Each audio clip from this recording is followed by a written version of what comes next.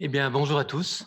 Bienvenue. Le PMT est heureux de vous accueillir dans le Centre de développement bio-innovation de Besançon. J'ai envie de vous dire enfin tous réunis, enfin tous présents. Je sais qu'il y a un certain nombre de personnes qui nous suivent à distance, mais ça fait tellement plaisir de se retrouver en présentiel. Je pense que c'est d'ailleurs, pour nous, en tout cas, le premier événement présentiel depuis bien des mois. Donc, bienvenue à tous, bienvenue à nos partenaires. Donc BFKR et France Biotech, pour la présentation du 18e Panorama France HealthTech. J'en profite pour vous donner quelques mots rapides d'actualité et de contexte.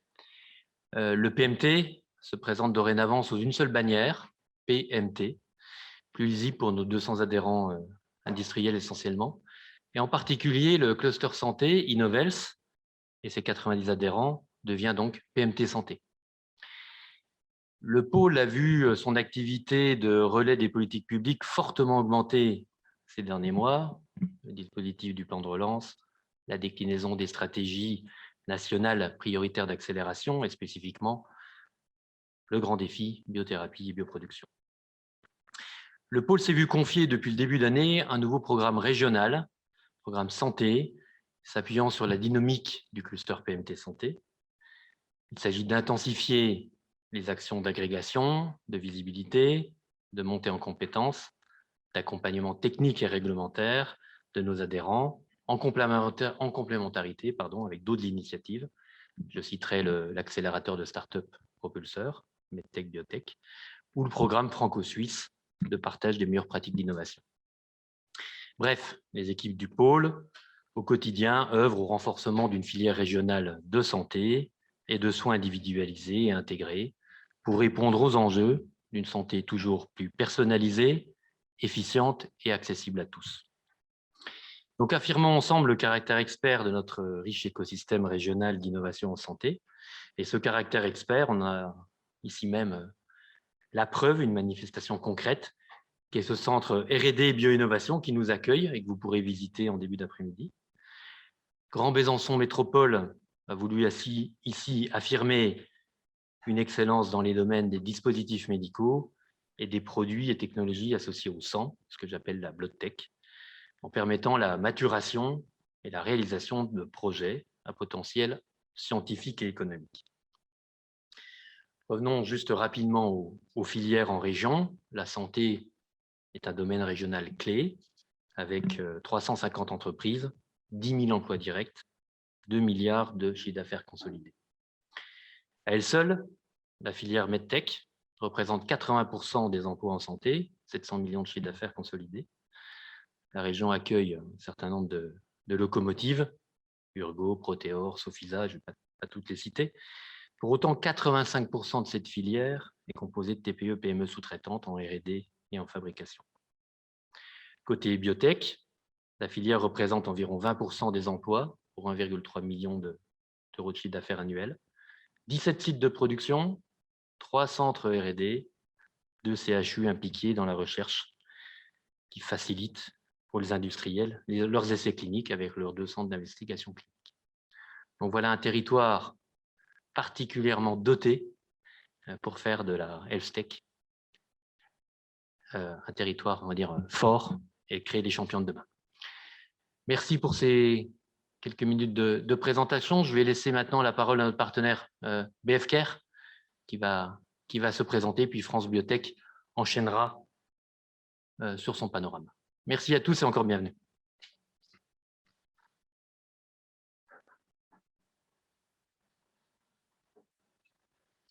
Et bonjour à tous, Patrick Alexandre, président de BFKR. Donc, BFKR est une association qui regroupe des industriels de Bourgogne-Franche-Comté. Alors, historiquement, plutôt la Bourgogne, donc des industriels qui sont dans le domaine de la santé, donc à la fois pharmaceutique, dispositifs médicaux ou services, avec une vocation première qui était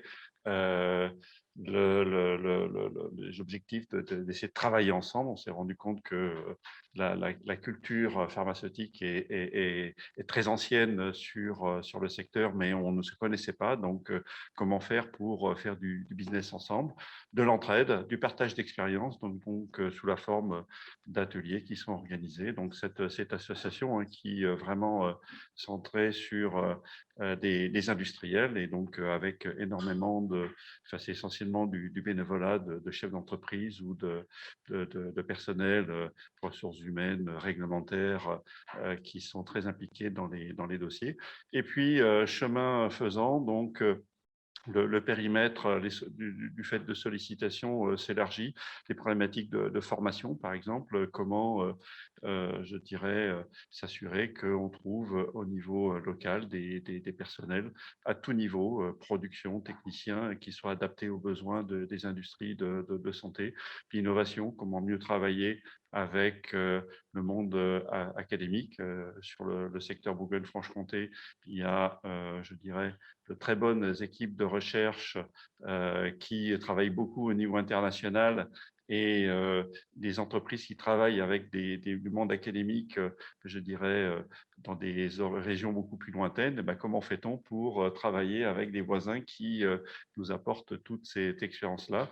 Donc, on travaille sur ces sujets-là depuis quelques années et notre credo, ce n'est pas de créer des structures spécifiques nouvelles par rapport à ces problématiques-là. À chaque fois, c'est de chercher des partenariats. C'est le cas avec l'université, c'est le cas avec les CHU, c'est le cas avec Médicène pour les parties innovation. Et bien entendu, nous sommes très contents d'organiser cette séance avec nos collègues de PMT. Voisins et très complémentaires de ce qu'on a l'habitude de réaliser. Voilà, merci à vous.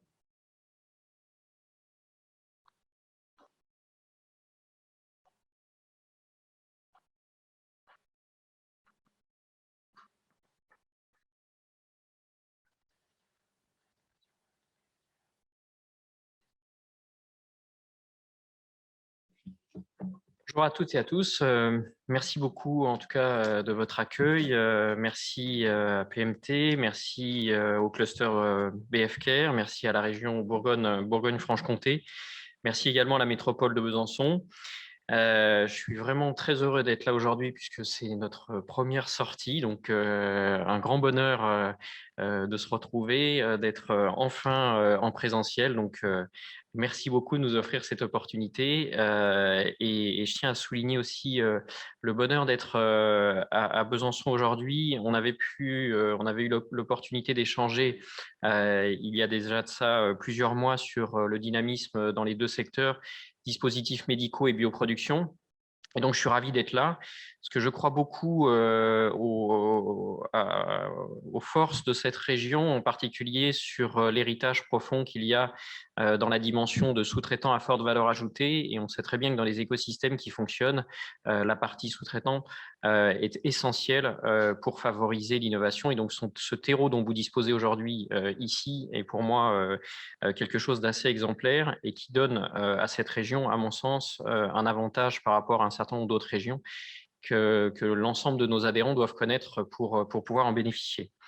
Vous parlez en quelques mots de France Biotech. Donc, France Biotech, c'est une association qui a plus de 20 ans d'existence aujourd'hui. Elle réunit 400 adhérents, avec, même si ça s'appelle France Biotech, parce que initialement, ça a été déployé par, on va dire, les pionniers du domaine des biotechnologies. Aujourd'hui, on compte parmi nos adhérents environ la moitié de biotech, environ 30 à 40% de medtech, que ce soit du dispositif médical thérapeutique ou du dispositif médical diagnostique, et également aujourd'hui en forte croissance les solutions de e-santé qui viennent s'interfacer sur les parcours de soins et l'organisation des soins. Donc, France Biotech, sa mission est double. Elle est à travers ses 9 commissions et 3 groupes de travail. Les commissions étant soit des commissions spécifiques à des dimensions technologiques, comme par exemple dispositifs médicaux. Et on a la chance aujourd'hui d'avoir le vice-président et en charge de la commission dispositif médical qui nous a accompagnés sur cette délégation. On a aussi, et ça peut être intéressant pour vous, une commission dédiée aux médicaments de thérapie innovante et à la bioproduction. France Biotech est dans la gouvernance du CSF Bioproduction, justement sur tous les choix stratégiques qui sont faits sur le territoire. On a un certain nombre de commissions après qui sont dédiées sur la partie ressources humaines, juridiques, business développement, environnement réglementaire, market access, partenariat public-privé, etc. Et donc ça, je dirais la mission de ces commissions et groupes de travail, c'est d'informer l'ensemble de nos entrepreneurs de toute modification de leur environnement, qui aurait donc un impact sur leur compétitivité et leur attractivité. Et puis, l'autre travail de cette association, c'est au niveau national d'être un représentant des entrepreneurs de ce secteur auprès des pouvoirs publics. Et en particulier, vous savez qu'aujourd'hui, il y a le CSIS qui est à l'œuvre, CSIS 2021, qui va bientôt rendre ses conclusions avant la fin juin, début juillet, avec des arbitrages du président de la République pour justement soutenir les industries de santé. Et France Biotech est évidemment très impliquée dans les interactions avec ce CSIS. Donc, il y a un certain nombre aujourd'hui, on a la chance à travers, je dirais, ces circonstances malheureuses sanitaires, qu'il y ait pas mal de vent qui souffle dans l'innovation santé. Aujourd'hui, il faut bien le drainer, ce vent, dans nos voiles, et faire en sorte effectivement que ce soit le plus pertinent. Moi, je suis ravi d'être là. Je suis aussi beaucoup à l'écoute de votre écosystème parce que notre rôle aussi, c'est qu'on travaille main dans la main et c'est très important que ce soit avec les pôles de compétitivité en santé, donc avec lesquels on a pu déjà établir un partenariat et avec vous en particulier, qu'on puisse justement avoir ces interactions très précises pour que chaque territoire, dans les mesures qui vont être proposées et dans les changements structurels qu'on essaye de mettre en place, c'est les territoires et qui présentent un certain nombre de particularités comme les vôtres ne soient pas oubliés. Donc, en tout cas, merci beaucoup. Je vais laisser la parole à Chloé pour vous présenter le panorama de France Biotech et en tout cas, encore un grand merci pour votre accueil.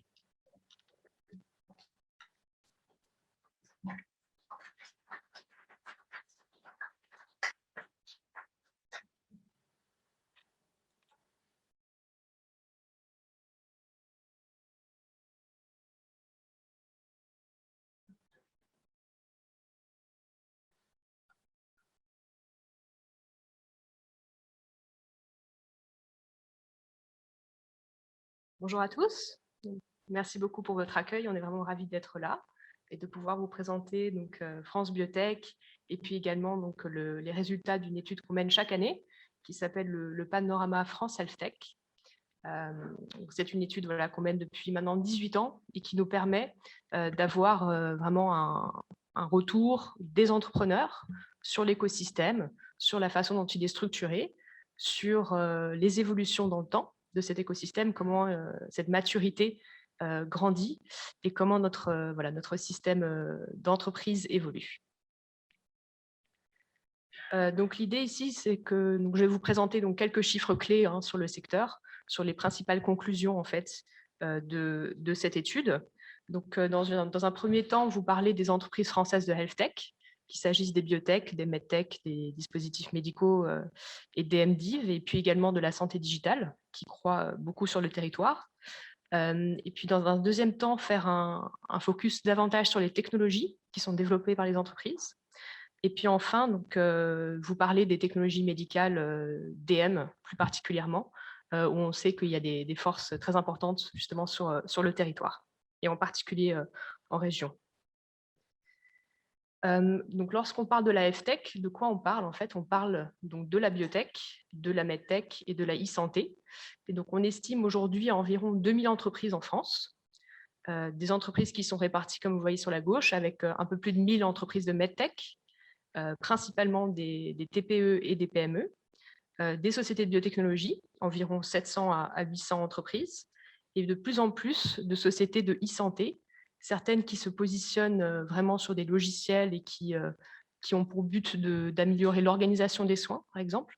Et de plus en plus, en fait, on voit une certaine convergence qui commence à émerger entre les dispositifs médicaux et la e-santé, et de plus en plus entre la biotech et la e-santé aussi. Donc, on voit qu'il y a une certaine convergence en fait, de ces technologies et que les limites des typologies sont en train de s'effacer un peu.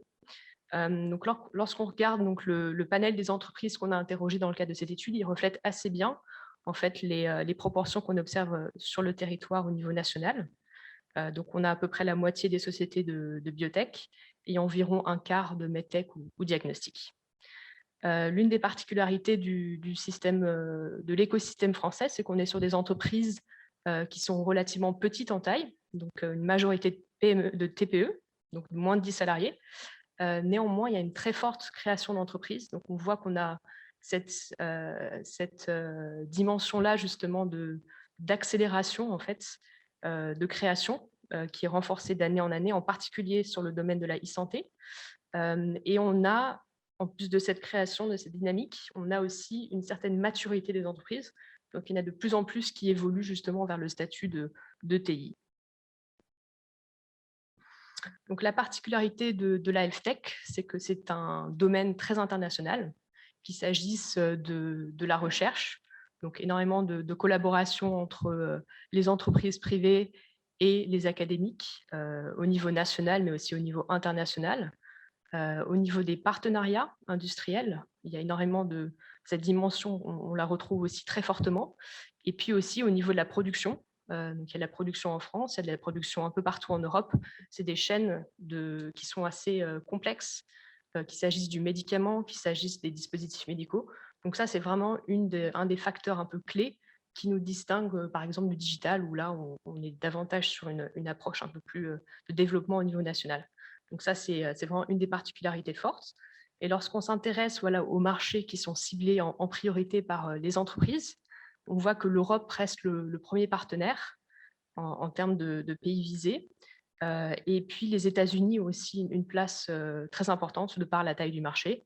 Et on voit aussi donc l'émergence de quelques pays asiatiques également en termes de commercialisation. Juste pour revenir sur les partenariats, donc on voit qu'en fait, lorsqu'on regarde la typologie de collaboration des entreprises, on voit qu'on a à peu près la moitié qui sont faites avec du public, donc avec des universités, des instituts de recherche. Et ça, c'est vraiment clé aussi pour les entreprises, puisque énormément de la recherche est issue du public. Il y a beaucoup de création d'entreprises qui sont faites à partir de ça. En termes d'emploi, on voit que c'est une filière qui génère beaucoup d'emplois. Aujourd'hui, on estime à peu près 50 000 emplois dans la health tech. Alors, c'est vrai que ça dépend un petit peu aussi du périmètre qu'on souhaite étudier. C'est vrai que lorsqu'on regarde la health tech, donc il y a pas mal de catégories différentes. Mais lorsqu'on s'intéresse vraiment aux entreprises innovantes, PME, on est sur environ 50 000. Et on voit que lorsqu'on se projette dans 10 ans, donc cette dynamique, le nombre sera multiplié par 3. Donc, c'est une progression qui est très, très intéressante. Et on a 84% des entrepreneurs qui comptent recruter cette année. Donc, ça, c'est une nouvelle qui est très bonne, en particulier en ces temps un peu difficiles, de voir que ce dynamisme-là se retrouve autant dans la filière santé. Non seulement donc, un apport au niveau sociétal, parce qu'on sait tous que la santé est absolument essentielle et c'est vrai que l'année dernière l'a encore renforcée, mais aussi au niveau en termes d'emploi. On voit que c'est vraiment une filière d'avenir sur laquelle investir. Et puis, une particularité aussi qui a été mentionnée tout à l'heure, c'est la sous-traitance. Donc, ces entreprises, elles agissent rarement seules. Elles dépendent de beaucoup de partenaires au niveau des collaborations, au niveau de la production, au niveau de la commercialisation. Donc ça, c'est vraiment une des caractéristiques du secteur et qui fait qu'en plus de ces emplois directs, on a tout un nombre d'emplois indirects qui est créé en parallèle. Et donc, la majorité des métiers donc, se retrouvent dans la R&D. C'est vraiment le cœur en fait, de ces entreprises, c'est la recherche et développement. Et ça représente 40% à peu près des effectifs des entreprises. Et donc, justement, en parlant de R&D, donc, comme je l'ai indiqué tout à l'heure, on a une très forte proportion d'entreprises qui est créée à partir de recherche académique, environ la moitié. On a plus de 30 000 brevets qui sont déposés par les entreprises. Et la R&D est vraiment au cœur de leurs priorités, puisqu'on a, la moitié c'est le premier poste de dépenses, donc la moitié des dépenses qui sont consacrées à la R&D et 42% des effectifs. Et enfin, donc, on a des outils aussi à disposition tels que le crédit impôt recherche. On voit que les entreprises sont très dépendantes de dispositifs puisqu'on a la quasi-totalité, 91%, qui l'utilisent aujourd'hui. Donc, au-delà de l'emploi, au-delà du nombre d'entreprises, on s'est aussi intéressé à étudier la valeur en fait, de ces technologies pour notre société. Donc ça, c'était une particularité cette année, avoir cette approche technologique, comprendre en fait en quoi vont servir ces technologies, quel apport, quel bénéfice. Et donc, lorsqu'on regarde l'ensemble des produits développés par la Health Tech, on voit qu'on a un arsenal technologique très diversifié. On a vraiment des approches très différentes. La plupart des technologies développées visent justement à transformer la prise en charge du patient ou à transformer le système de soins pour le rendre plus optimisé, plus efficient. Donc, lorsqu'on prend par exemple la biotech, on a un tiers des produits qui visent à éradiquer une maladie. Donc, on voit qu'il y a vraiment un changement de paradigme par rapport au traitement classique. C'est ce qu'offrent justement les biotechnologies, c'est cette possibilité-là de régénérer les tissus, d'apporter vraiment des approches très nouvelles pour le traitement de l'oncologie notamment. Donc ça, c'est quelque chose d'absolument remarquable en fait, en termes de bénéfices. Pareil pour la medtech et le diagnostic. Là, on voit qu'il y a beaucoup de produits qui sont justement orientés sur le dépistage précoce, donc pour éviter une prise en charge lourde après, éviter les complications et puis améliorer l'espérance de vie. Donc, on voit que c'est vraiment des approches qui sont très bénéfiques à la fois pour le patient, pour le système de soins aussi. On le retrouve dans les objets connectés, dans le big data, le diagnostic digital avec la e-santé. Donc, toutes ces approches-là visent vraiment à transformer le système. Donc, un mot sur la crise en 2020. Donc, on s'est intéressé à voir quel impact avait eu cette crise sur l'activité des entreprises. Donc, globalement, pour résumer, donc on voit qu'en fait, l'impact a été fort, en particulier durant le premier semestre 2020.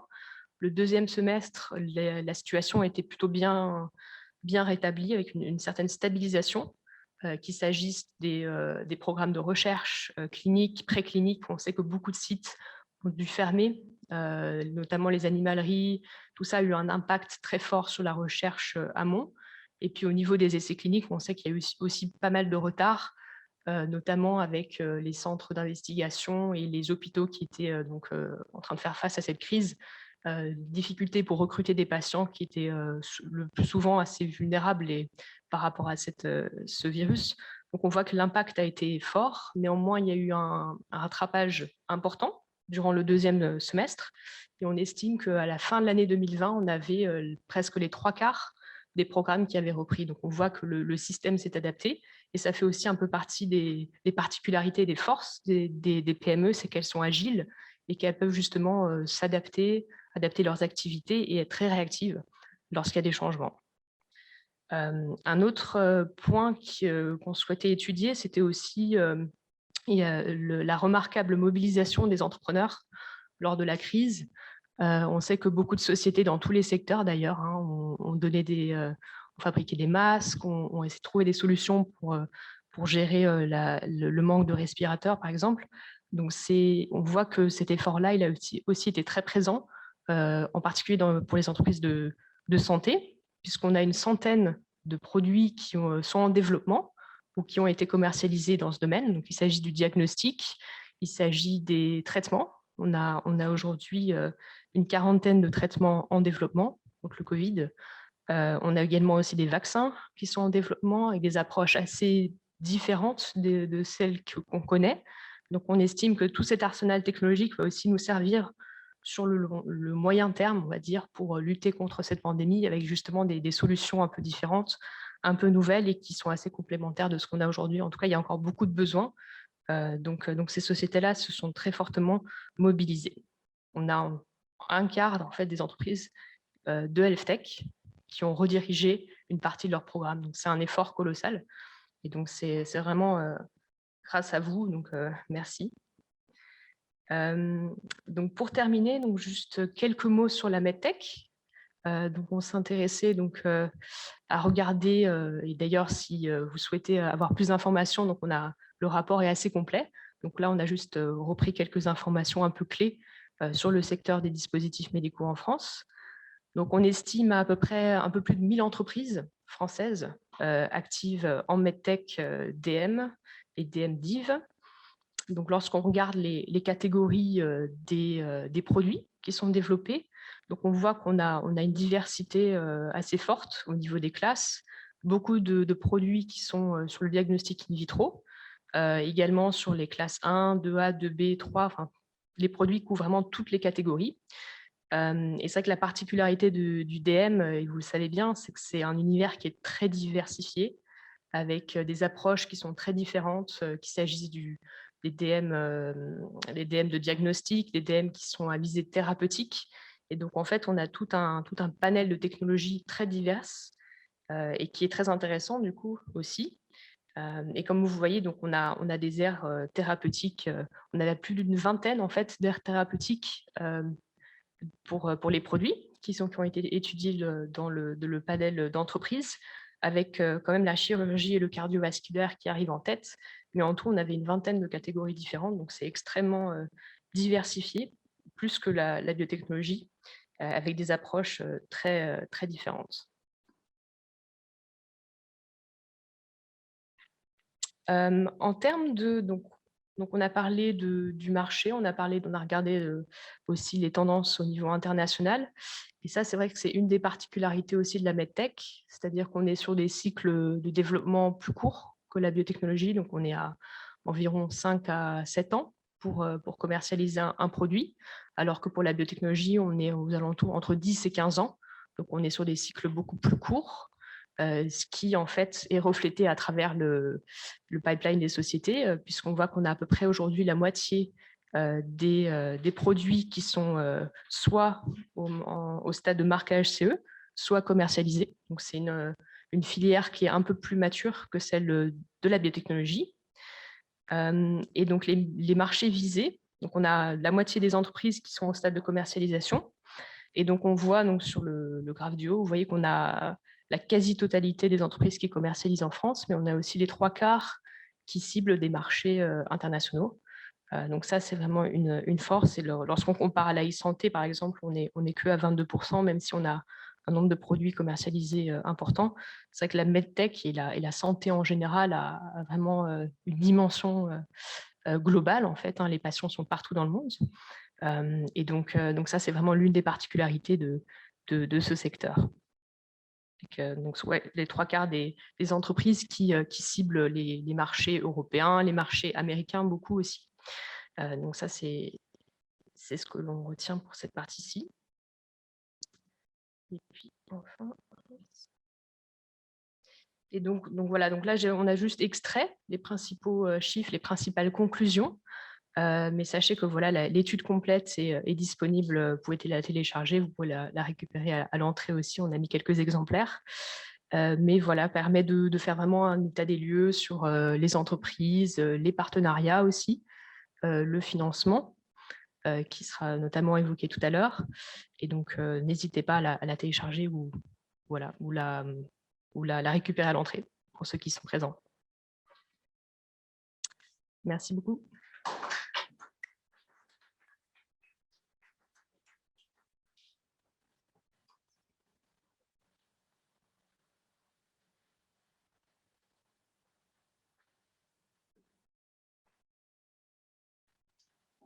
Alors, s'il y a des questions, c'est effectivement le moment. Merci Chloé pour ce panorama fouillé et éclairant. On peut également prendre des questions à distance, je pense, par le chat. Donc, il faut se donner quelques minutes s'il y a des questions dans la salle. Sinon, on passe à la table ronde. Ah, je vois une question au fond de la salle.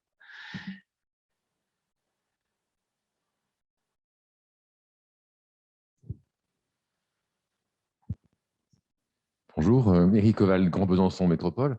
J'avais une question concernant la typologie des entreprises biotech, medtech en France. J'ai cru comprendre à la lecture d'un rapport assez récent qu'on avait certes un tissu imposant, important.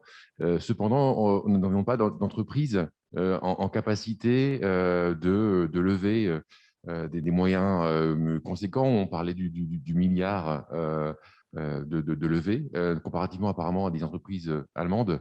Je crois que sur le panorama, ils en ont près de 6 qui ont dépassé ce cap. Donc, il semblerait qu'on pointe du doigt le fait que la France n'ait pas forcément d'entreprises de taille en capacité vraiment de tirer le marché comparativement à d'autres pays. Est-ce que c'est une réalité et c'est un handicap, ou est-ce qu'effectivement, on peut très bien fonctionner comme ça et que ce n'est pas forcément une difficulté? Alors, c'est vrai qu'en termes de tendance, lorsqu'on regarde les montants, et je pense que nos partenaires pourront aussi témoigner éventuellement, mais c'est lorsqu'on regarde vraiment les montants qui sont financés en Europe, on voit qu'au global, la France est bien positionnée. Mais c'est vrai que les levées moyennes sont inférieures à certains de nos voisins. C'est déjà un peu le cas il y a quelques années, ça a été le cas en 2020. Après, c'est vrai qu'il y a une diversité de financement qui est très forte à l'amorçage en France, avec des moyens importants. Et c'est vrai qu'il y a un peu plus de besoins, en effet, sur les phases late stage. Alors, c'est vrai que nous, on œuvre justement pour essayer de permettre à des fonds plus importants d'émerger. Et c'est vrai que c'est un des points justement sur lesquels nous on travaille, sur lequel on essaie de se focaliser pour essayer d'améliorer cet accès au financement, et en particulier sur les gros tickets. Alors c'est déjà arrivé dans le passé, on a vu des belles levées de fonds à 50 millions en private equity en France aussi, donc on sait que c'est possible. Les investisseurs sont sélectifs aussi. Donc les levées qu'on a vues par exemple en Allemagne l'année dernière étaient sur des projets souvent proches du Covid. Donc, il y a eu aussi un certain opportunisme, je pense. L'idée, c'est vraiment de pouvoir assurer un financement dans la continuité, depuis l'amorçage jusqu'au marché. Donc, c'est vrai que là-dessus, ouais, on travaille là-dessus, on essaie de trouver les conditions favorables pour pouvoir permettre ces levées de fonds importantes. C'est vrai que l'année dernière a été un peu particulière. Après les années précédentes, on a vu des choses très belles émerger aussi. Donc, on espère que cette année, ça reprenne un peu. Je ne sais pas si vous souhaitez ajouter quelque chose, Franck. Ouais.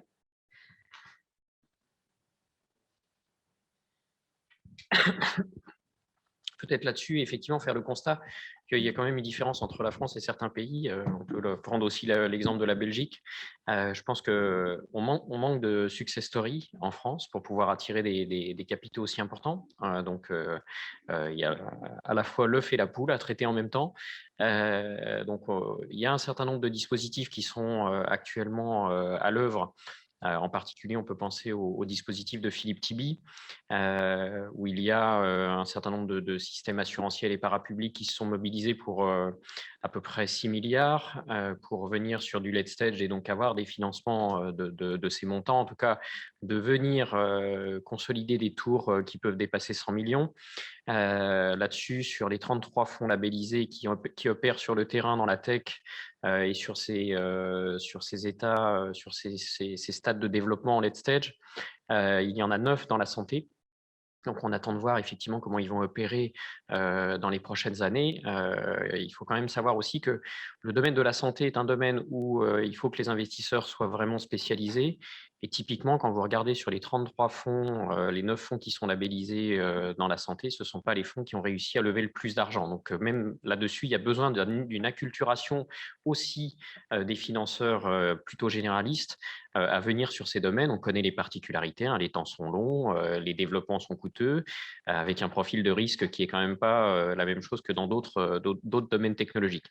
Donc voilà, donc il y a tout ça à faire, et donc la partie œuf effectivement du financement, et la partie poule qui est d'avoir des success stories vraiment retentissantes comme on a pu en avoir en Belgique, et qui fait que ça tracte après beaucoup d'investisseurs à venir, parce que certains investisseurs ont eu du succès, donc, et le succès appelant le succès.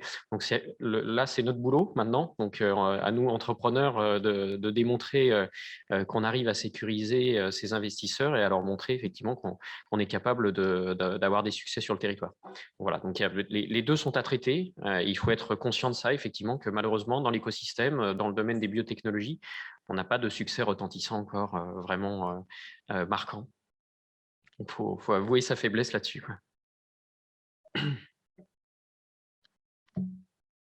On peut prendre une autre question s'il y en a, que ce soit en salle ou à distance. On va passer au moment de la table ronde. Donc, Franck Mouton de France Biotech va animer une table ronde et j'invite donc David Comartin, VP France Biotech, coordinateur de la commission MedTech et Diag, à prendre place. J'invite également Cédric Garcia d'EY à le rejoindre, Monsieur Darnis de Dixi Medical. Et puis, nous avons à distance Monsieur Janin de Renex qui va également participer et Patrick Alexandre de la société CrossJect qui représente également BFCare. Merci, messieurs, dames.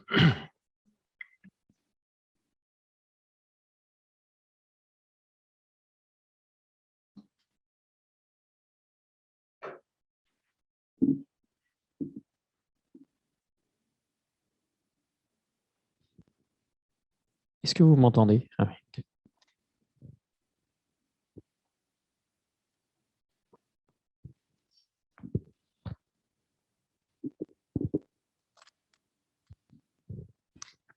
Merci beaucoup.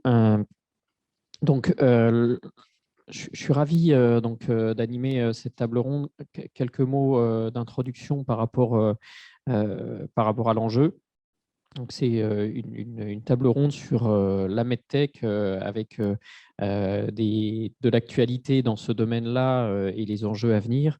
On l'a vu à travers la présentation de Chloé sur la raison d'être de ces entreprises, c'est d'apporter des solutions au système de santé, aux patients, aux aidants et aux soignants le plus vite possible et également de participer à l'impact économique du pays.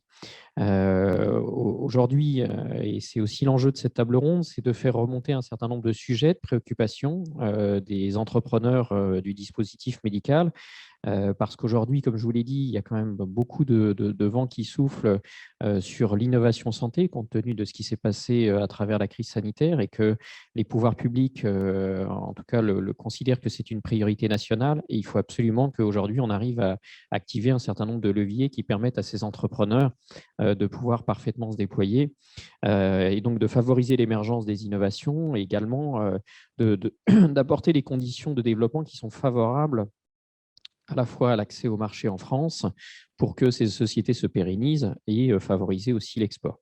Donc, ce que je vous propose, c'est de commencer peut-être par un point d'actualité par Cédric et Alexis sur la partie financement des sociétés du dispositif médical.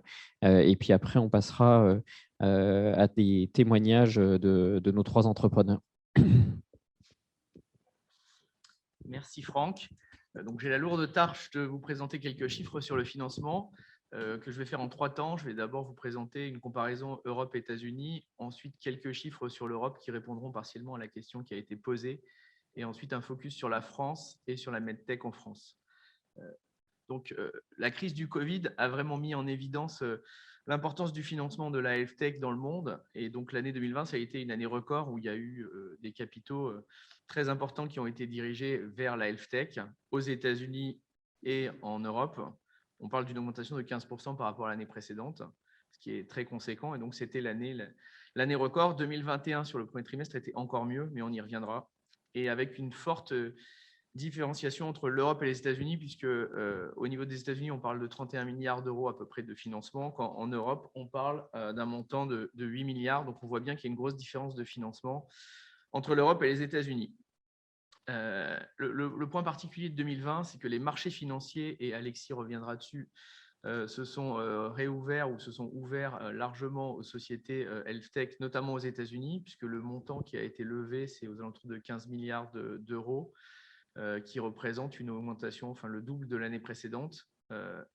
Donc vraiment des marchés financiers qui sont très ouverts aux États-Unis, et le premier trimestre 2021 est encore meilleur puisqu'on parle de 78 introductions en bourse de sociétés du secteur avec 14 milliards de dollars de levée de fonds, et un phénomène particulier des SPAC sur lequel je ne reviendrai pas, mais qui sont des sociétés qui se cotent pour faire des acquisitions, notamment dans le secteur de la santé. Donc un montant très, très important qui a été levé aux États-Unis sur ce secteur. Si on passe à l'Europe, donc en fait, l'Europe, finalement, on l'a concentré sur 7 pays. On a fait une analyse comparée de 7 pays. Donc les pays, c'est la France, la Belgique, la Suisse, les Pays-Bas, l'Allemagne et la Suède.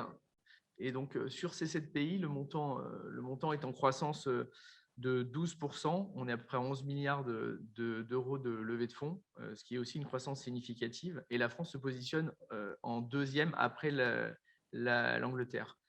La particularité, en fait, de tout ça, c'est que vous avez 2 catégories de pays. Vous avez des pays avec des sociétés financées en nombre plus faible. Donc, c'est le cas, Franck l'a dit, de la Belgique, de la Suisse, de l'Allemagne, et des très gros montants levés, et donc des levées de fonds à plus de 100 millions. Et à contrario, des pays comme l'Angleterre ou la France, où il y a beaucoup plus de levées, mais sur des montants beaucoup plus faibles. Le montant moyen d'une levée en France, c'est 8 millions d'euros, ce qui est un montant relativement modeste. Tous les autres pays européens sont au-delà de 10 millions. Puis vous avez les Allemands, les sociétés allemandes, CureVac, BioNTech avant qu'elle soit cotée, ou Evotech, qui ont levé 200, 300, 400 millions d'euros pour financer notamment les vaccins Covid. Donc on est dans un écosystème où aujourd'hui en France, on n'a pas de très grosses sociétés, de très gros financements. Et ça me permet d'enchaîner sur la France, où la France, la situation du financement en France en 2020 est un peu particulière, puisqu'on a une baisse par rapport à l'année précédente de 13%, mais qui était liée à un effet de base. L'année dernière, il y avait Doctolib qui avait levé 150 millions. Il n'y a pas eu de levée de cette nature. Donc, si on retraite Doctolib, qui est à la limite entre la tech et la santé, on a à peu près un montant de financement qui est équivalent en 2020 versus 2019. Avec un financement qui est essentiellement lié au capital risque, sur lequel je reviendrai. Si on regarde un petit peu les marchés financiers, mais je laisserai Alexis revenir dessus, on n'a pas eu d'introduction en bourse de sociétés françaises sur Paris. On a eu 2 IPO de sociétés françaises aux États-Unis, qui sont Inventiva et Nanobiotics. Et on a une tendance qui se poursuit en 2021, parce qu'il y a eu 2 autres IPO, Valneva et Biofitis. Donc aujourd'hui, il y a 9 sociétés françaises qui sont cotées à la fois à Paris et à New York. Ça, c'est une vraie tendance pour le financement des health tech françaises. Et l'autre point sur les marchés, c'est que les sociétés qui sont déjà cotées ont levé des fonds moins importants que l'année précédente, à peu près 10% de moins, mais parce qu'elles ont été financées par la dette. Dû à la crise du Covid, l'État a mis en place les PGE. La Banque européenne d'investissement a aussi beaucoup investi dans des sociétés du secteur. Et donc, il y a un énorme montant de dette qui a été levé aux alentours de 800 millions d'euros qui compense largement la baisse des montants refinancés sur les sociétés cotées. Voilà un petit peu pour le panorama. Si je rentre juste dans le capital risque et dans la medtech, donc comme je disais, il y a à peu près 900 millions d'euros de financement par du capital risque en 2020 en France, mais dont seulement 236 millions d'euros sur la medtech. Donc c'est sur 32 opérations. Donc on est effectivement en France sur un financement plutôt biotech sur l'année 2020. Et si on compare à 2019, on avait 387 millions d'euros sur 63 opérations. Donc on voit que l'année 2020, c'est une année où il y a eu beaucoup de financement de la biotech et, comme l'a dit Chloé, beaucoup sur des projets qui tournent autour du Covid, puisqu'il y a des sociétés qui ont levé des montants significatifs sur ce sujet. Sur la medtech, il y a quand même eu des grosses opérations. Il y a eu DNA Script en 2020 qui a levé presque 50 millions. Il y a eu Robocat, il y a eu CoreWave. Et c'est des sociétés qui ont toutes la même caractéristique, c'est qu'elles ont levé des fonds avec des acteurs étrangers. Donc, si on prend Robocat, c'est une société industrielle chinoise. DNA Script, plutôt des corporates américains et des fonds américains. Et CoreWave, c'est le premier investissement du fonds européen émanant de la Commission européenne. Donc, ce sont des fonds qui ne viennent pas de fonds purement français. Et juste pour finir sur la medtech, 2021, le premier trimestre, un peu en trompe-l'œil parce que le montant levé est significatif. On parle d'un peu plus de 110 millions d'euros. Finalement, il y a une seule société qui s'appelle Essential, qui est basée à Grenoble, qui a levé une centaine de millions d'euros. Donc, c'est quasiment l'intégralité du montant. Donc, il y a effectivement soit de l'amorçage en medtech, soit un énorme tour de table, mais entre les deux, il y a eu très peu d'opérations sur le premier trimestre 2021. Merci beaucoup, Cédric. Alexis, si tu veux bien compléter sur la partie cotation, je tiens aussi à ajouter que EY et Euronext sont partenaires du Panorama. Donc, merci à eux, en tout cas, de contribuer à l'ensemble de la documentation et de la profondeur de ce document. Merci Franck. Vous m'entendez bien? Super bien, oui. Parfait.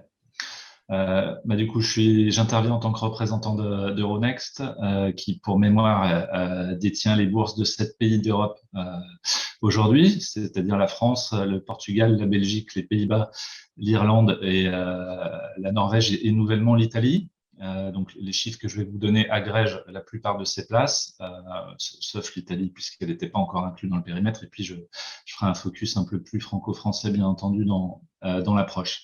Donc, aujourd'hui, Euronext est la première bourse européenne globalement sur le nombre de sociétés cotées. Elle l'est aussi sur le secteur de la health tech, puisqu'elle a aujourd'hui 120 sociétés qui sont cotées sur ce secteur-là, dont 70 françaises.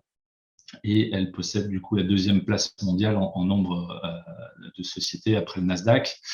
60% de ces sociétés sont des biotech et environ 40% sont des medtech.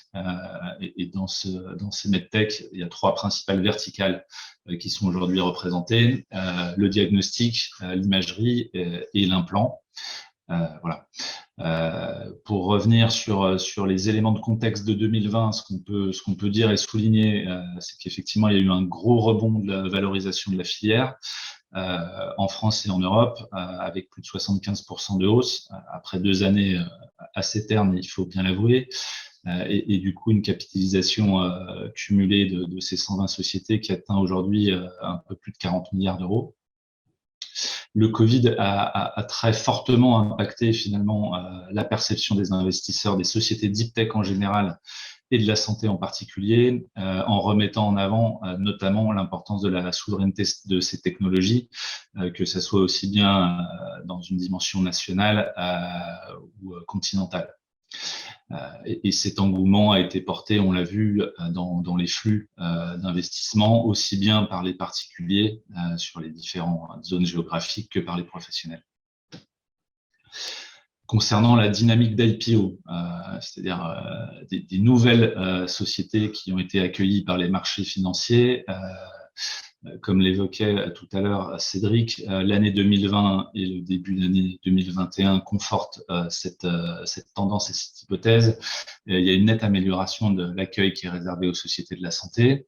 Après une année 2019 qui a été assez pauvre en cotation avec seulement 5 nouveaux projets, on en a eu 6 l'année passée, alors que l'année a été pour le moins tronquée, et on en a déjà eu 5 depuis le début de l'année 2021. Et on anticipe et on voit un certain nombre d'autres nouvelles cotations qui sont en préparation et qui sont dans les tuyaux aujourd'hui. Pour mémoire, il y a un peu plus de 50 sociétés françaises qui sont aujourd'hui cotées en bourse dans la health tech, voilà, et qui ont rejoint les marchés depuis 2015 en levant environ 2 milliards lors de leur introduction en bourse. J'y reviendrai. L'introduction en bourse est souvent une série, alors elle a tendance à se décaler heureusement grâce au renforcement du capital risque, mais c'est souvent une série B, C ou D, l'IPO, et ensuite, comme on le reverra dans un instant, on continue les levées de fonds une fois qu'on est coté. Justement, concernant ces levées secondaires, c'est-à-dire les augmentations de capital qui ont été réalisées une fois la société cotée et qui sont finalement la partie immergée de l'iceberg, 2020, même si elle a été en retrait par rapport à 2019, a été la deuxième année la plus prolifique de l'histoire, puisque pour les sociétés qui étaient déjà cotées en bourse, elles ont pu lever environ 2 milliards d'euros sur 70 opérations d'augmentation de capital sur l'année 2020. Et effectivement, parmi celles-ci, on a pu notamment accompagner la double cotation de 2 sociétés cotées sur Euronext, qui sont double cotées au Nasdaq, qui ont été cités par Cédric tout à l'heure, Inventiva, qui est une société du coup bourguignonne que vous connaissez sans doute extrêmement bien, et qui développe des thérapies innovantes dans le traitement de la NASH, et Nanobiotics, qui est une medtech thérapeutique orientée notamment dans leurs premières applications sur les traitements des cancers tête-cou. Pour prolonger ce propos, depuis le début de l'année 2021, sur ces levées secondaires, on a déjà un peu plus d'1,4 milliard qui ont été levés par les sociétés cotées sur une trentaine d'opérations. Et on peut citer notamment dans la medtech Carmat, qui a relevé très récemment un peu plus de 50 millions d'euros dans une nouvelle opération secondaire. Je terminerai avec un point qui pour moi est extrêmement important et qui fait le lien finalement avec ce qui a pu être dit précédemment sur les faiblesses ou le renforcement en tout cas du bassin de financement et des intervenants. C'est le bassin d'investisseurs qui alimente les milliards dont je vous ai parlé depuis plusieurs années. Et ce bassin est effectivement ce bassin d'investisseurs qui renforce le capital des biotech et medtech, qu'elles soient françaises ou des 6 autres pays d'Europe qu'on peut couvrir, effectivement aujourd'hui essentiellement anglo-saxons, puisqu'à 70%, les montants sont levés via des fonds et des gérants anglo-saxons, dont 55% d'investisseurs américains. Ce qui est très intéressant, c'est que leurs positions ont eu tendance et leur nombre ont eu tendance à fortement se renforcer en 2020, avec plus de 30% de nouveaux investisseurs qui sont venus se positionner, et un flux net d'investissement. Ça veut dire quoi un flux net? C'est des nouvelles sommes à disposition des medtech et biotech à hauteur de un peu plus de 750 millions qui sont venus se positionner. Voilà. Et finalement, le news flow et le décalage d'un certain nombre de phases d'études cliniques n'a pas eu vraiment d'impact sur l'appétit des investisseurs et sur l'attrait que pouvait avoir le secteur pour ces nouveaux investissements. Voilà ce que je pouvais dire rapidement. Merci beaucoup, Alexis. Juste avant de passer au témoignage d'entrepreneurs et au sujet d'actualité concernant le dispositif médical, Cédric, Alexis, est-ce que vous pouvez partager avec les entrepreneurs qui nous écoutent les tendances sur en tout cas ce que vous voyez, vous, sur les 6-12 prochains mois en termes de financement à la fois macroéconomique et sur le secteur santé, évidemment côté français, et si vous avez quelques recommandations à faire aux entrepreneurs du secteur? Oui, tu veux commencer, Alexis, ou je me lance? Comme tu le souhaites, on peut commencer. Moi, je dirais qu'on a sans doute entamé, pour nous, de notre vision, un macro-cycle, notamment dans la tech. On voit qu'en dépit de cette crise, mais aussi, et c'est fortement lié, dû à la création monétaire et aux annonces budgétaires qui ont pu être faites, en fait, le marché action, qui d'habitude dans des périodes un peu chahutées comme celui-là, voit un reflux. Ça veut dire quoi? Ça veut dire que les investisseurs en sortent pour aller se positionner sur des actifs moins risqués. On voit que pour une des premières fois dans une crise de cette ampleur, c'est pas le cas, et qu'au contraire, il y a de la collecte, c'est-à-dire que régulièrement, il y a des nouveaux fonds qui viennent se positionner pour être investis. Et on le voit, puisqu'à chaque fois, ils sont souvent flagués. Tu l'évoquais tout à l'heure, notamment sur les fonds Tibi. On sait vers quel type et vers quelle typologie de secteur ils s'orientent. On voit que la tech en général et la santé, entre autres, font partie de ces secteurs-là. Donc, nous, ce qu'on voit, c'est que de toute façon, il y a plus de fonds, plus de capitaux qui sont disponibles aujourd'hui qu'hier, et que c'est un phénomène qui devrait durer. Après, l'autre question, c'est où est-ce qu'ils vont s'allouer, à qui et comment. Et ça, effectivement, c'est aussi une tendance lourde de ces dernières années. Il y a une chaîne de financement qui s'étoffe de plus en plus. Les gens qui s'introduisent, par exemple, en bourse, aujourd'hui, ne sont pas les mêmes qu'il y a 10 ans, ne sont pas au même stade de maturité. Comme je l'évoquais tout à l'heure, ils n'en sont pas plus à la série A ou B, comme ça pouvait être le cas précédemment. Ils sont souvent plus matures. Et c'est vraisemblablement une des attentes des investisseurs.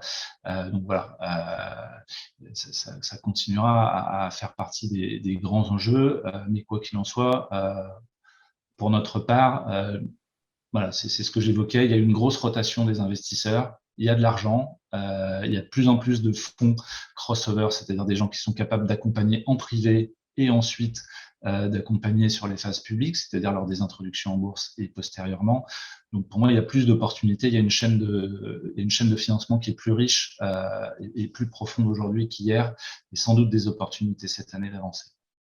Merci.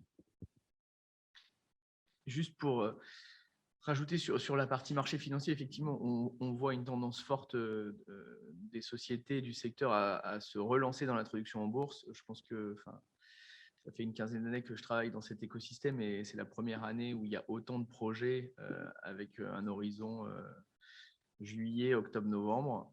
Donc, sur la partie société mature et cotation, effectivement, je rejoins le propos d'Alexis. Après, en amont de cette chaîne de financement, il y a quand même de plus en plus de fonds. Les fonds ont levé de plus en plus d'argent. Tous les acteurs de l'écosystème santé ont relevé des fonds récemment. Donc, on est sur des fonds qui avant étaient en dizaines de millions d'euros. Aujourd'hui, ils sont plutôt en centaines de millions d'euros. Il y a eu Geto qui a été créé récemment, C-Venture qui a relancé un fonds, Truffle qui a relevé un fonds. Donc, il y a vraiment des capitaux disponibles et il y a des sociétés qui sont aussi dans des phases de développement un peu plus avancées. Donc, tous les éléments sont remplis pour que cet écosystème évolue dans le bon sens. Après, comme l'a dit Franck, on manque de success story, on manque de success story à la fois boursière, mais aussi de cession de sociétés à des valorisations significatives. Et c'est ça qui serait une traction pour le marché. Et donc, on attend ce genre d'événement, puisque les dernières opérations de M&A qui ont eu lieu, elles n'ont pas été sur des valorisations très significatives. Et donc, finalement, depuis 10 ans, cet écosystème n'a pas eu d'opération emblématique comme les Allemands ont pu l'avoir, comme les Belges ont pu l'avoir, comme les Hollandais ont pu l'avoir. Donc, un terreau très positif, mais on attend quelques success stories pour que vraiment il y ait une traction encore plus forte du marché. Merci beaucoup, Cédric. Bon, on va passer au témoignage de nos entrepreneurs. Donc, Jean-Pierre, Patrick, David, ce que je vous propose, c'est que chacun se présente, chacun présente en quelques mots son innovation, stade de développement. Ça peut être intéressant aussi de partager avec les entrepreneurs qui nous écoutent le parcours de l'entreprise. Et en particulier le parcours de financement, puisque ça fait aussi partie des enjeux quand même pour l'avenir de ces sociétés. On va commencer par Jean-Pierre, si vous voulez bien. Oui, je veux bien. Oui, bon, écoutez, moi, voilà, donc Jean-Pierre Darnis, je suis encore pour quelques mois directeur général de Dixi Medical, donc je suis en phase, donc mon remplaçant commence à prendre ses marques. Dixi Medical, en fait, est une société française installée dans la banlieue de Besançon, à côté de Besançon, mais qui appartient, et c'est un peu la particularité quand on va parler financement, à un groupe familial suisse, un groupe familial industriel qui est un peu plus que centenaire. Voilà, donc un groupe bien assis et puis qui aide beaucoup dans notre cas. Donc, ce groupe est composé de 6 sociétés industrielles. Il fait à peu près 650 personnes en tout. Voilà. Pour ce qui est de Dixi Medical, c'est une société aujourd'hui qui compte à peu près 90 personnes à côté de Besançon, dont il y en a à peu près 80 sur site et il y en a une dizaine qui sont aux États-Unis rattachées à notre structure de vente, au nord des États-Unis. À cette société est rattachée 2 structures complémentaires dédiées à la R&D, une donc, qui compte à peu près une vingtaine de personnes, une qui est en Suisse, à Lausanne, et une qui est aux États-Unis, à Atlanta. Voilà, donc ces sociétés apportent donc on va dire les nouveaux produits un petit peu en rupture à la structure donc Dixi Medical qui est fabricant réglementaire de dispositifs médicaux. Alors donc on va dire la particularité, c'est que nous sommes sur une gamme de produits qui sont donc des sondes d'électrophysiologie qui ont été développés il y a longtemps.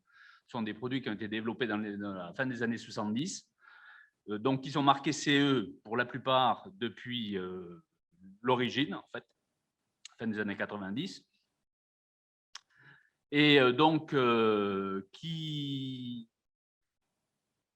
voilà, qui sont rentrés sur le marché à une époque où il était relativement simple par rapport à aujourd'hui. Ce qui se passe aujourd'hui, donc il y a d'énormes changements réglementaires et normatifs qui nous ont conduits à prendre un certain nombre de décisions. Je ne sais pas s'il y en a d'autres dans ce cas-là. Donc, il y a un nouveau règlement qui a été mis en place il y a 2 jours. Il faut savoir qu'il y a 2 ans, nous avions 329 références commercialisées. Aujourd'hui, il nous en reste 73. Nous avions 11 dossiers de classe 3. Aujourd'hui, il nous en reste 5. On a conservé 5. La raison de ces réductions de références, ce n'est pas du tout un problème de marché. Le marché est demandeur de certains produits. C'est réellement un problème d'investissement réglementaire pour maintenir les dossiers. On va y venir juste après. On fait juste un petit tour de table. Donc, Patrick, juste pour présenter en quelques mots votre société, le stade de développement, la nature du produit et sur le parcours de financement de la société. Donc, rebonjour. Donc, Crossject est un acteur, un laboratoire pharmaceutique spécialisé sur des produits relatifs à des situations d'urgence en amont de l'hôpital. Alors, qu'est-ce que ça veut dire? Vous êtes diagnostiqué à risque de faire des crises. On vous prescrit une dose de secours. Cette dose de secours, vous l'avez sur vous en permanence. Et quand survient la crise, vous n'êtes pas chez votre médecin, vous n'êtes pas en face de l'hôpital. Donc, ça sera vous-même, ça sera quelqu'un de votre entourage, donc un non-professionnel de santé qui va devoir procéder à une injection de la dose de secours et, le cas échéant, appeler les urgences. Donc, le prérequis pour ce type d'utilisation, c'est de disposer d'un moyen très simple et très sûr d'administrer cette dose. Et c'est là qu'intervient donc un injecteur sans aiguille que l'on a développé, qui va permettre de faire ce que l'on fait habituellement avec une seringue ou éventuellement un stylo qui contient une seringue avec une aiguille. Donc, le médicament est stocké, est acheté en pharmacie et contenu dans le dispositif. Et donc, quand intervient la crise, donc il suffit de l'ouvrir, de le positionner sur le site d'injection, qui est très souvent la cuisse au travers du vêtement. Et donc, il suffit d'appuyer et en moins d'un dixième de seconde, la totalité de la dose est administrée. Et donc, c'est le principal intérêt de cette technologie par rapport à un stylo où il va falloir appuyer pendant plusieurs secondes très fort sur le site d'injection. Sinon, l'injection ne se fait pas dans le muscle, voire même se fait sur la chaussette, ce qui n'est pas très efficace. Et a fortiori, si vous êtes sur une crise de type crise d'épilepsie où le patient convulse, à ce moment-là, une seringue avec une aiguille est extrêmement dangereux. Donc, Crossject est à la fois développeur, donc nous avons développé le dispositif, l'outil industriel associé. Et donc, notre travail, c'est de combiner ce dispositif médical avec un certain nombre de molécules adaptées aux indications déjà reconnues pour les indications sur lesquelles on travaille, donc choc allergique, épilepsie, comme je viens de le citer, crise d'asthme, etc. Donc, nous sommes également producteurs. Alors, on a développé une chaîne industrielle, c'est aussi une particularité de nos métiers. Donc, les produits que l'on développe sont des médicaments au sens réglementaire. Donc, il faut demander des autorisations de mise sur le marché pour chacune de ces combinaisons. Et une autorisation de mise sur le marché, ça ne se demande pas avec des prototypes. Donc, c'est vraiment le produit fini et la chaîne industrielle commerciale qui doit être présentée aux différentes autorités. Donc, on s'appuie sur un réseau de sous-traitance pour la fabrication des composants. En aval, la partie médicaments est sous-traitée à une CMO, un fabricant qui a l'habitude de fabriquer des médicaments et de remplir des seringues. Et entre les deux, Crossject effectue un pré-assemblage, un dispositif médical qui se présente sous forme de kit que l'on expédie à notre sous-traitant qui le remplit comme si c'était une seringue. Pour ce qui est de la commercialisation de nos produits, donc, nous sommes sur un modèle qui n'est pas très fréquent en Europe, mais qui l'est beaucoup plus aux États-Unis. C'est-à-dire que nous distribuons au travers de laboratoires pharmaceutiques qui sont déjà implantés sur les indications dans les territoires donnés. Donc, on vise pour commencer essentiellement les États-Unis et l'Europe. Donc, il s'agit de trouver des partenaires qui aient une bonne visibilité auprès des prescripteurs. Ce n'est pas le patient qui, lui, décide de faire un petit tour au supermarché pour acheter tel ou tel produit. C'est un prescripteur qui va lui dire, voilà, c'est ça qu'il vous faut pour votre cas particulier, mais également négocier des remboursements. On est sur des médicaments de prescription remboursés, et donc il s'agit de travailler avec des acteurs qui soient déjà impliqués sur le sujet. Donc, nous avons une vingtaine d'années d'existence. Nous sommes pas loin d'une centaine de personnes, à la fois sur les aspects développement et production. On a investi plus de 130 millions d'euros sur ce projet-là. On est sur les dernières lignes droites pour déposer nos premières demandes d'autorisation de mise sur le marché. Et pour contribuer, je dirais, au financement de ces projets-là, nous sommes cotés sur Euronext depuis 2017. Et donc, c'est effectivement les marchés financiers qui ont pris le relais de l'investissement privé. Et bon, je dirais comme beaucoup d'entreprises dans notre cas, les aides, l'intervention de l'État au travers du PGE, de la dette, ont contribué l'an dernier. Et sur cette année, du fait de nos activités industrielles, nous bénéficions également du soutien de France Relance à travers du plan de relance. Et nous avons eu la chance d'accueillir Bruno Le Maire qui est venu nous présenter les résultats de cette aide, donc une aide d'1,5 million pour un complément d'investissement industriel, un accroissement de notre capacité de production. Merci beaucoup, Patrick. Je ne sais pas si vous avez un autre démonstrateur, parce que moi, je voulais l'essayer sur David. Alors, mes démonstrateurs ne sont pas stériles, c'est du colorant. C'est pas grave. Mais si vous C'est voulez pas me grave. déguiser en schtroumpf, oui, j'en ai dans mon cartable. Oh, bah, super, merci. Je veux bien, ouais. Du coup, David, avant qu'on passe à l'injection sans aiguille. Non, moi, j'ai voulu venir avec notre robot chirurgical, mais 300 kilos, c'était un peu compliqué à déménager. Donc, bonjour, merci de l'invitation. Donc, moi, je suis à la fois vice-président de France Biotech. J'ai la chance et le privilège de travailler avec Franck, qui reçoit des injections en permanence pour faire notre travail avec lui. Et donc, j'anime la commission MedTech, qui compte environ une quarantaine d'adhérents.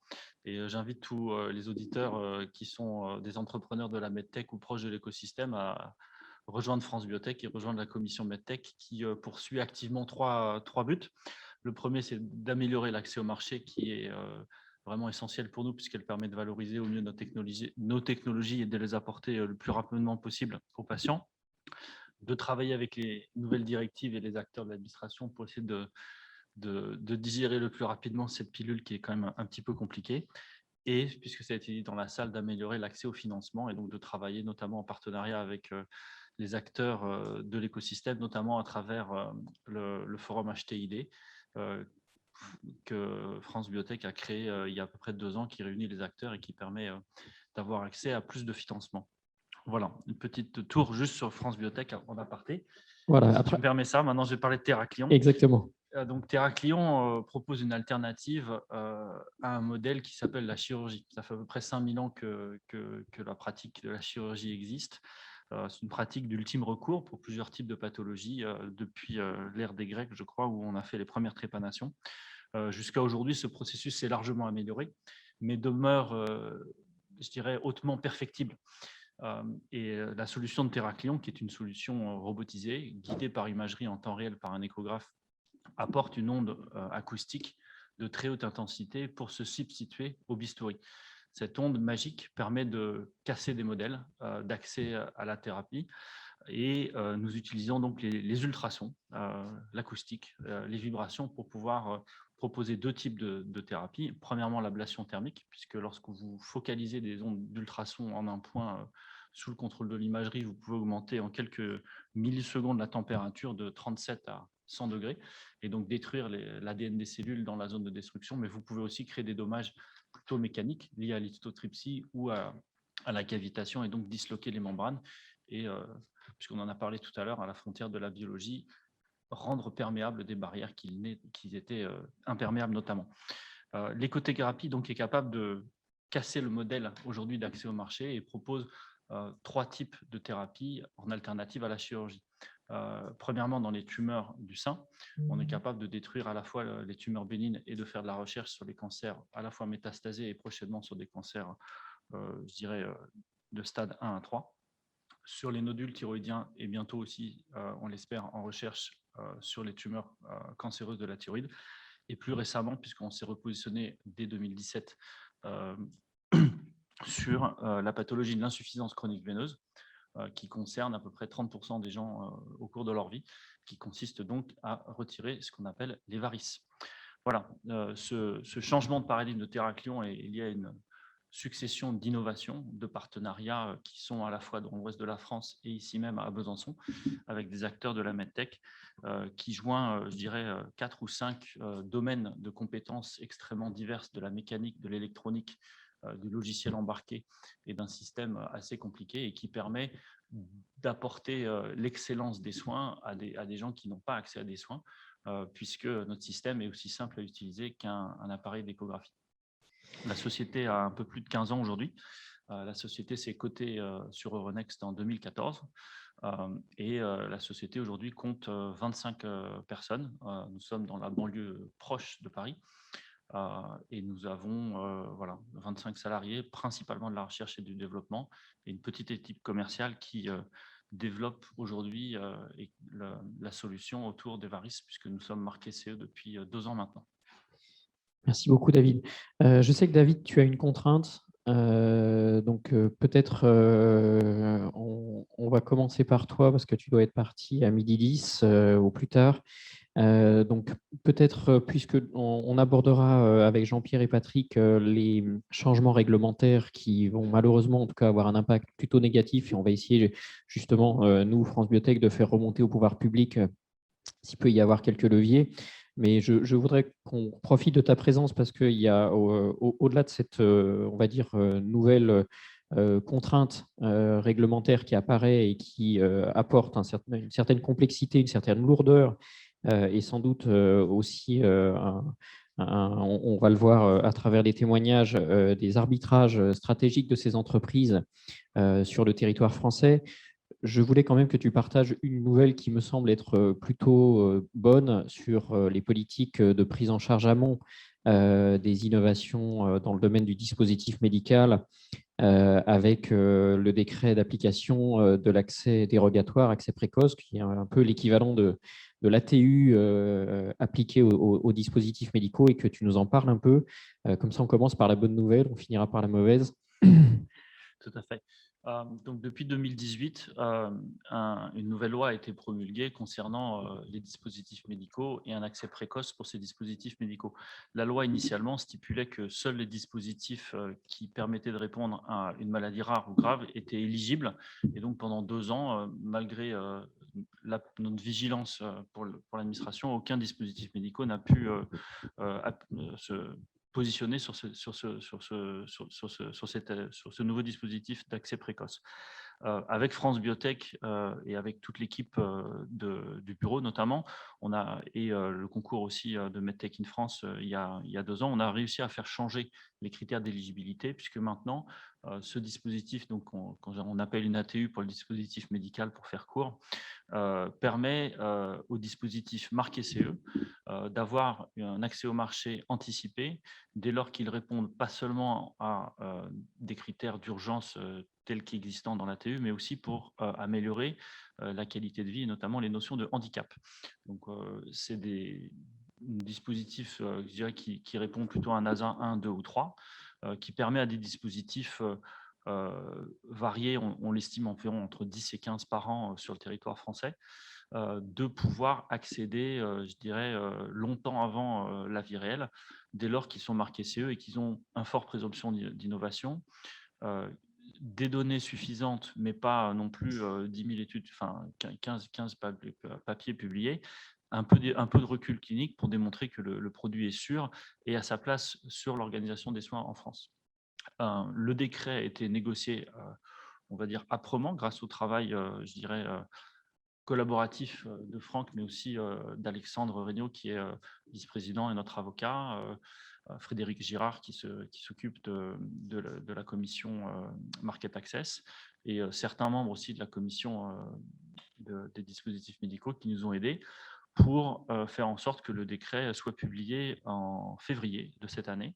Donc la loi est passée, tout ce que je vous ai dit est absolument vrai et on a vu récemment et on attend la publication officielle de la circulaire qui est en gros le guide validé par la DSS et la HAS qui donne aux entrepreneurs les contenus que doivent avoir le dossier. Le dossier doit être rendu en 45 jours par la HAS, qui est extrêmement court.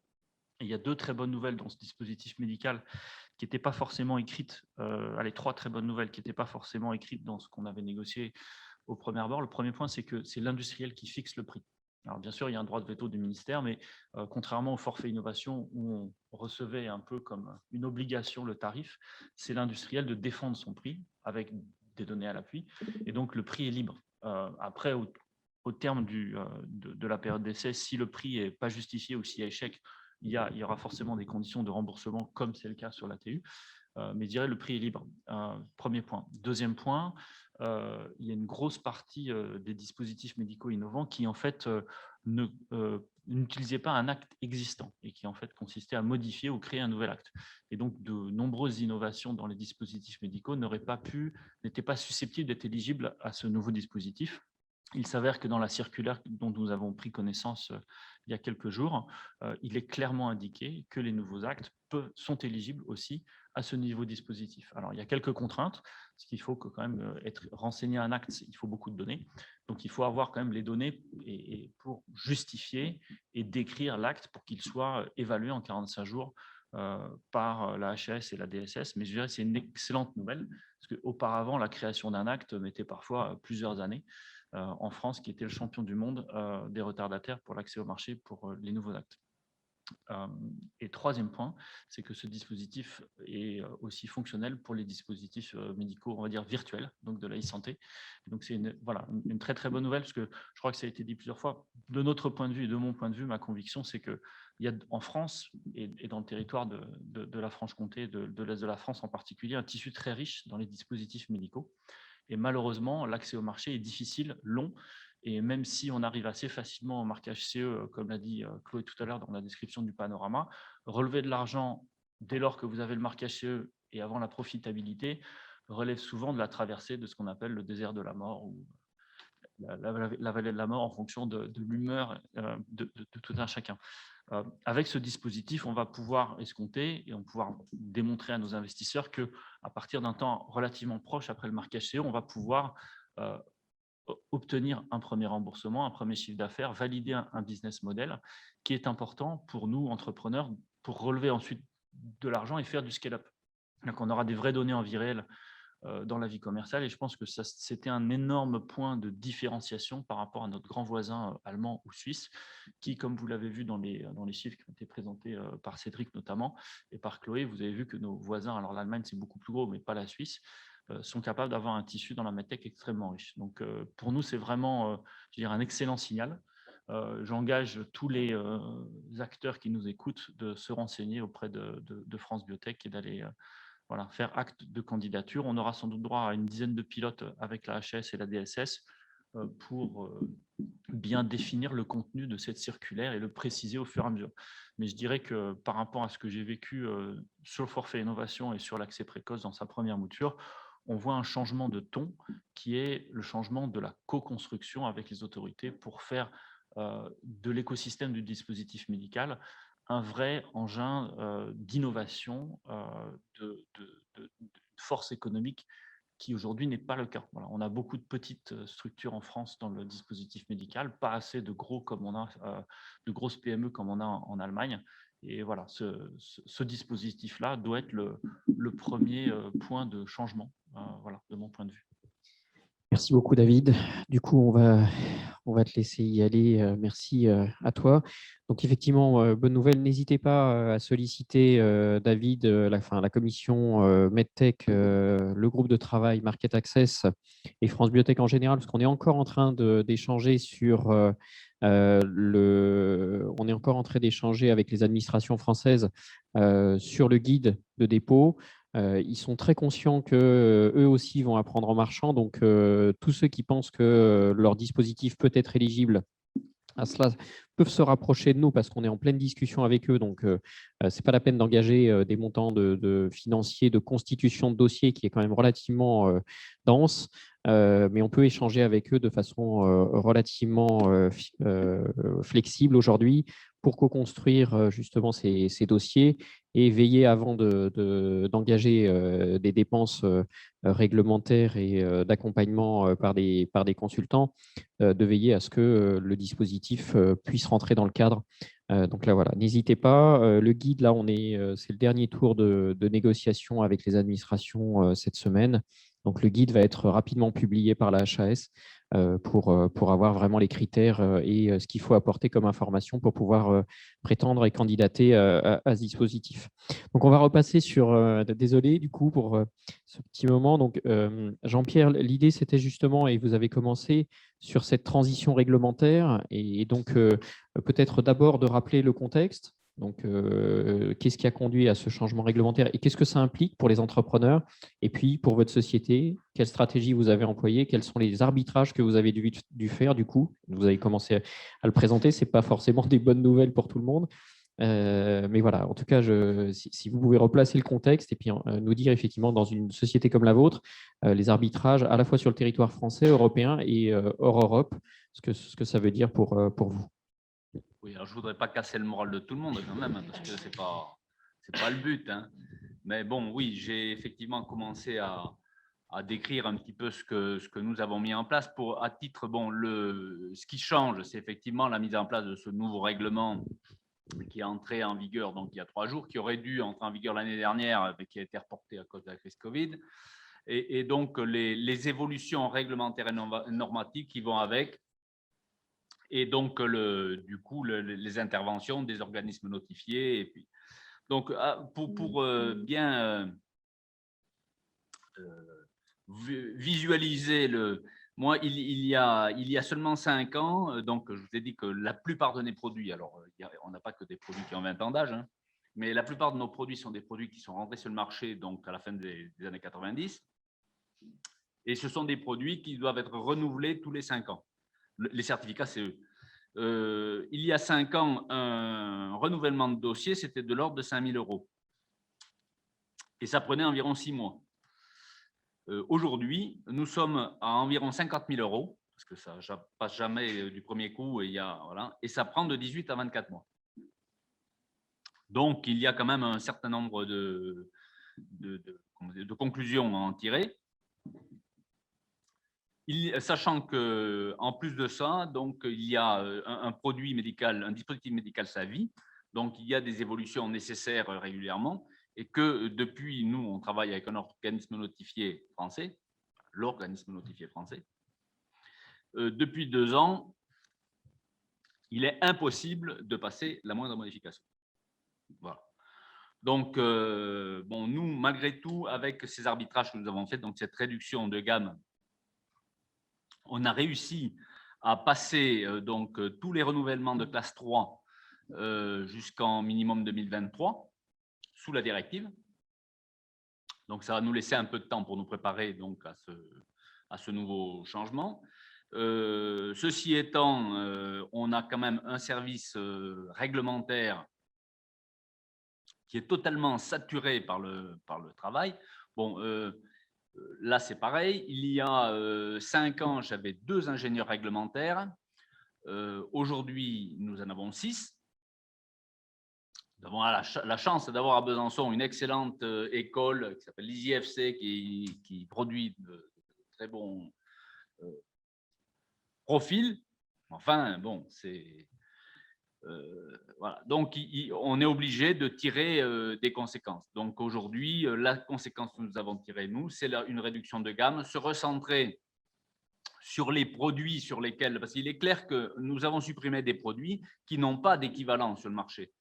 Sauf que si je dois répercuter, donc lorsqu'on a travaillé pour quelques sommités françaises, je pense à Benhabit par exemple, ou d'autres qui nous ont demandé de leur développer des produits qui n'existaient pas. Mais si aujourd'hui je leur répercute le prix du maintien du dossier donc, en marquage CE, il ne va pas être d'accord. Il va me demander si… Voilà. Donc, tant pis, on a supprimé toute cette gamme de produits. Donc, voilà ce qu'on a fait concrètement. Sur l'avenir, honnêtement, les prochains produits rentreront certainement pas en priorité sur le marché européen. Ils partiront aux États-Unis. Il y a quelques années, la FDA, c'était un petit peu l'épouvantail pour des sociétés comme les nôtres. Aujourd'hui, c'est beaucoup plus facile de travailler avec la FDA qu'avec donc, les organismes européens, qu'avec l'Europe. Merci. Super. Juste peut-être, Jean-Pierre, si vous avez des leviers, peut-être parce que c'est le moment avec le CSIS, on sait que même si ça ne va pas durer très longtemps, notre président de la République va prendre les rênes de la présidence européenne. Donc, il y a peut-être quelque chose à faire là-dessus, en tout cas de l'alerter et de lui faire des propositions. Quelles seraient vos propositions ? Écoutez, il faudrait que j'y réfléchisse un petit peu pour vous donner des éléments bien précis. Je ne voudrais pas non plus le noyer sous des propositions pas quitte à faire. Mais je pense qu'il y a énormément de choses pour simplifier un petit peu cette… On a, je crois… Alors, déjà, si on pouvait avoir 2 organismes notifiés en France, je crois que c'est un petit peu… ça serait peut-être déjà un peu… Parce que… ça, c'est en cours. Voilà, c'est en on cours. comprend qu'il est très certainement… Je n'ai rien contre eux, hein, donc je travaille avec eux depuis très longtemps et je ne veux pas tirer à boulet rouge sur des partenaires aussi historiques. Mais enfin, là, depuis… nous sommes dans une phase où en fait les sociétés comme les nôtres doivent avoir des systèmes qualité qui sont dans des phases de transition. On n'est pas totalement en règlement, mais les organismes notifiés nous auditent largement au-delà des directives. Ce qui fait que cette année, par exemple, on a eu la surprise, après avoir été audité pendant de très nombreuses années, et puis se contenter de quelques non-conformités mineures, je ne sais pas s'il y en a d'autres qui sont dans le même cas que nous, mais découvrir d'un seul coup donc, une avalanche de non-conformités, avec des majeurs, avec des suspensions de certificats à la clé, avec des… c'est une catastrophe. Donc, par des gens, en fait, qui eux-mêmes, si ils nous imposent, ne sont pas tout à fait encore dans les clous, parce que nous, on a fait d'énormes efforts, on est extrêmement pénalisés, mais si on regarde donc les organismes notifiés, même les autorités, même, bon, eux, le EUDAMED n'est toujours pas en place, même s'il s'y met, les guides sont toujours pas sortis, enfin voilà, donc il y a… Mais je réfléchirai et puis je vous dirai un petit peu. En tout cas, j'entends qu'il y a besoin de flexibilité parce que ça conduit effectivement à des arbitrages qui seront pénalisants pour les patients européens et patients français en particulier. Donc, je pense que c'est surtout ça qu'il faut retenir. Sachez que France Biotech travaille aujourd'hui avec justement l'organisme notifié qu'on connaît tous et celui qui sera éventuellement supplémentaire pour que les startups aient un guichet spécifique parce qu'on sait aussi qu'il y a un problème de bande passante pour ces organismes notifiés qui sont très sollicités. Et quand vous appelez Roche, vous n'êtes pas forcément au même niveau de la pile des dossiers à prendre en charge que la startup lambda. Et donc, on est en train de voir pour établir un cahier des charges minimal pour que ces organismes notifiés puissent prendre en charge ces dossiers sous réserve que la startup amène effectivement une checklist minimale qui permette de prendre le dossier en main. Parce que ce que eux nous disent, c'est que les startups viennent avec des dossiers qui sont souvent très mal ficelés, très mal montés et que ça leur fait perdre pas mal de temps. On va essayer de canaliser ça avec une approche de cette nature pour essayer de fluidifier, mais ça ne résout pas le problème effectivement des arbitrages que vous venez de mentionner. Patrick, du coup, si vous pouvez effectivement témoigner aussi de cette évolution réglementaire et ce que ça implique pour la société CrossJect sur le court terme et sur moyen-long terme pour vos développements. On vient de parler spécifiquement de la vague, de l'effet direct du changement de directive. Donc, au sens de CrossJect, nous, on n'est pas véritablement impacté parce qu'on n'a pas un catalogue de produits existants, mais c'est clair qu'au niveau de BFK, on entend beaucoup cette problématique-là, puisqu'en gros, on n'est plus vraiment dans la mise à jour de dossiers périodiques, on est vraiment dans la construction de nouveaux dossiers, et donc ça génère cette vague et qui aura pour un impact effectivement la disparition des marchés de beaucoup de références de produits et peut-être aussi d'un certain nombre d'acteurs. On a aussi une vague indirecte, puisque le changement de directive peut conduire aussi à un changement de classification de certains dispositifs médicaux. Donc, et on peut se retrouver, il y a un effet concomitant, il y a eu un nettoyage par la communauté, par la Commission européenne des organismes notifiés. Donc, le nombre d'organismes a diminué et on a également dans certaines catégories une raréfaction des organismes, ce qui fait que les délais se sont grandement modifiés. Donc, on ne parle plus de semaines ou de quelques mois, on peut parler d'années pour pouvoir avoir des créneaux pour pouvoir être audités. Donc, ces effets indirects ont un impact aussi bien sur les sociétés qui ont des produits existants qui doivent recréer des dossiers de parc HCE, mais aussi sur les entreprises qui arrivent avec des nouveaux produits. Et sur les catégories de type dispositif de type classe 3, le nombre d'organismes est particulièrement réduit. Alors, le cas de Croject, on est sur des produits en développement, donc on n'a pas cette problématique de refaire un catalogue, mais malgré tout, on est sur des produits combinés, et donc le nombre d'organismes accrédités pour traiter des produits combinés est extrêmement rare. Et quand nous, on a lancé la mécanique, alors non seulement le budget est devenu effectivement très conséquent, on ne parle plus de milliers d'euros, mais de dizaines de milliers d'euros. Et quand on a lancé notre appel d'offres il y a un peu plus d'un an, notre organisme national, lui, n'avait pas ses accréditations. Donc, le parcours donc, a été, je dirais, un petit peu difficile de trouver des organismes avec des créneaux, avec des délais qui soient raisonnables. Donc, nous sommes plutôt avec un ex-organisme anglais qui a dû s'installer, se rapatrier, parce qu'effectivement, le Brexit a aussi un impact, puisque quelque part, les organismes anglais n'étaient pas… Qui étaient nombreux d'ailleurs. Comment ? Qui étaient nombreux sur le territoire. Qui étaient assez nombreux, donc du coup, ont dû je dirais s'adapter. Et dans le cas des produits combinés, il y a une autre modification réglementaire qui s'est mise en place. C'est-à-dire que, comme aux États-Unis, jusqu'à il y a quelques années, eh bien, on déposait un dossier complet dispositif médical et médicaments, et c'était donc l'agence du médicament, donc FDA aux États-Unis, agence européenne ou agence nationale, suivant la procédure qui était prise, qui finalement gérait l'ensemble du dossier. Aujourd'hui, c'est un petit peu différent, puisqu'il faut il faut joindre à la demande d'autorisation de mise sur le marché un avis d'organisme notifié. Donc, en fait, il faut cascader l'équivalent de la marque HCE avant de faire sa demande d'autorisation de mise sur le marché. Donc, ce n'est pas directement lié au nouveau règlement qui était mis en place, mais tout ça, voilà, entre cette nouvelle procédure sur les AMM, le nettoyage des organismes notifiés et le nouveau règlement, donc tout ça arrive à peu près en même temps, et donc contribue à rendre les dossiers, les démarches plus compliquées. Donc, on n'a pas d'autre choix que de s'adapter. Merci beaucoup. Si ça vous va, on va terminer et on va profiter de votre présence en tant qu'entrepreneur chevronné et justement au vu de ces évolutions et à la fois bonnes et certaines mauvaises nouvelles, si vous pouvez faire quelques recommandations aux jeunes entrepreneurs, à ceux qui démarrent dans ce domaine-là.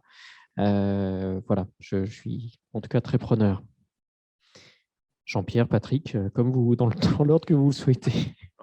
C'est difficile, oui, on ne veut pas se positionner comme des vieux de la vieille en disant… chevronné, j'ai dit chevronné. Voilà. Bon, ceci dit, déjà, la première chose dans ce genre de situation, c'est de ne pas rester tout seul. Donc, il y a un certain nombre d'organismes, d'organisations qui sont là pour aider collectivement. Donc, nous sommes ici au sein de PMT. BFCare également travaille beaucoup pour ces entraides. Si on est dans le médicament, le LEM, France Biotech, donc il existe pas mal de ces structures sur lesquelles on peut trouver de l'aide et des orientations. Donc, comme vous le disiez, avant de dépenser beaucoup d'argent avec des consultants, donc de rechercher de l'entraide de pairs ou de partenaires. Il y a également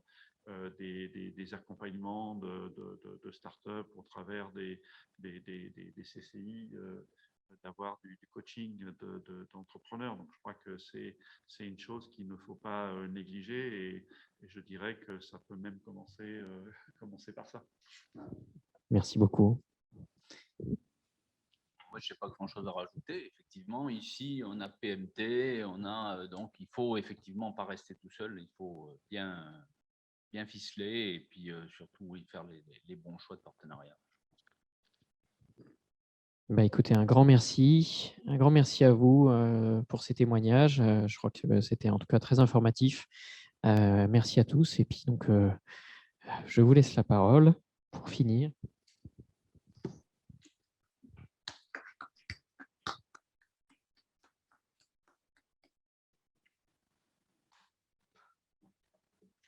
Bien, voilà le moment du mot de la fin. Merci donc à tous d'avoir participé à ce moment d'échange. Ce travail collectif, il est fructueux et je pense que le dernier conseil qui vient d'être donné, savoir ne pas rester seul, ne pas rester isolé, je pense que c'est le conseil basique, mais je pense le tout premier des conseils. Nous avons assisté ce matin à un panorama qui était fouillé, j'espère éclairant, des échanges riches qui soulignent profondément les enjeux.